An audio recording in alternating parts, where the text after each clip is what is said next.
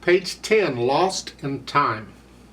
3/4 time, 1 sharp in the key signature, so it's either G major or E minor, because those are the two keys that have 1 sharp. And let's look at the end here. The last couple measures, you're here and here.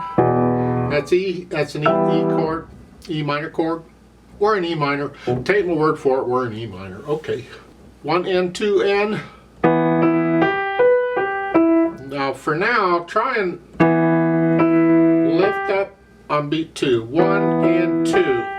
I'm really bad about lifting up at the right time. So don't do as I do as I say. You know, I don't. But you got to use that rest to get up here for the F sharp. Now there's no rest to get you back down. You're going from here to here, and there's no rest. You got to lift up a little bit early. So just, there's no set time on how early. Early enough to get down there. So it's...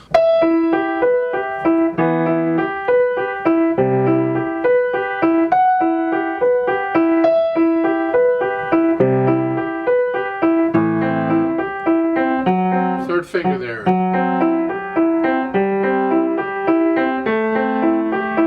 5-2 here, so you're crossed over. Connect it. Thumb. 5-2, measure 17 here. Connect the left hand. So forth. Let's go down and measure 25. You're here. It's A and a G. Connect this left hand as best you can.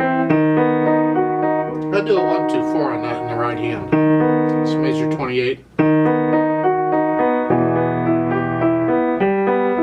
And then measure 30.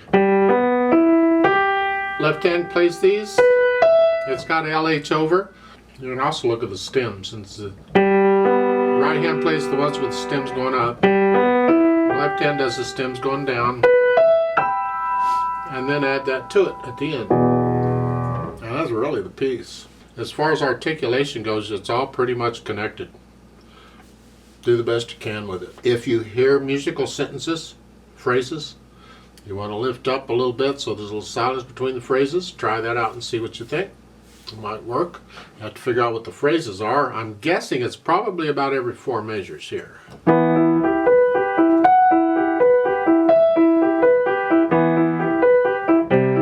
So it's, yeah.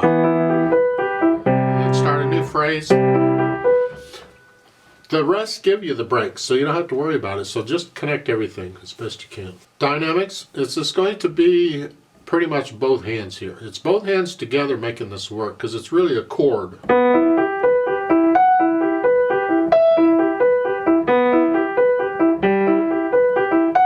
Type thing, so both hands are the same here. Whatever you think moderately soft is, you decide. It's not soft, it's just sort of soft. Well, and you're staying in that area. You don't have to stay exactly that. You can get a little, you can put in a swell here and there, but stay close to moderately soft. And then in measure 11, you have a crescendo poco a poco. Usually it's poco a poco crescendo, but this is crescendo poco a poco. Doesn't matter, it means the same thing. You're going to start getting a little louder, little by little. Well, there's not a lot of difference between moderately soft and moderately loud. So you have 2 measures, so on measure 11, where that is, I'd stay moderately soft. Just come up just a hair for the next measure. And now you're moderately loud at measure 13. You're going up to loud. Then go back down to moderately loud. And then moderately soft to measure 17. Like you were at the beginning. You see, they kind of build in a swell there. I mean, you could have felt it by the music, but they're telling you through the dynamic markings how to interpret the piece, sort of, a little bit on that. And that's okay.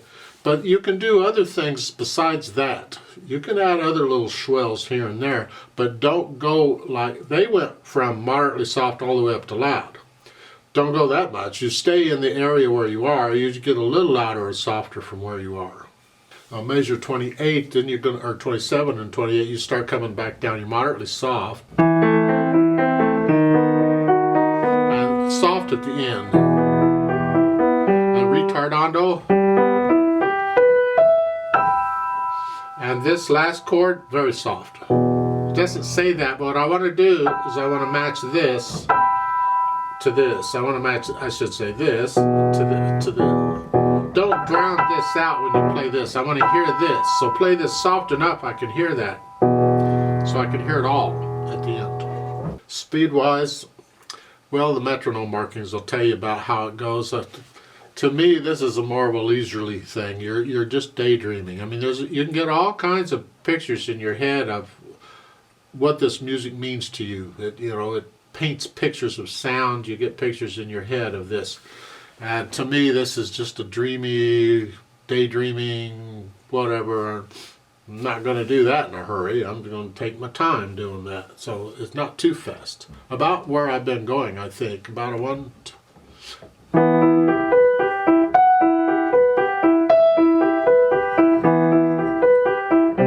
About there. No rush. Now the added pedal, which is going to add to the atmosphere. Now we're going to smear it all up. Let's see what it sounds like. You see the whole first line is pedaled. It stays down. They're not changing it. It's all okay. And I'm going to push the pedal down after I play the note. I want to start the sound before I release the dampers. I'm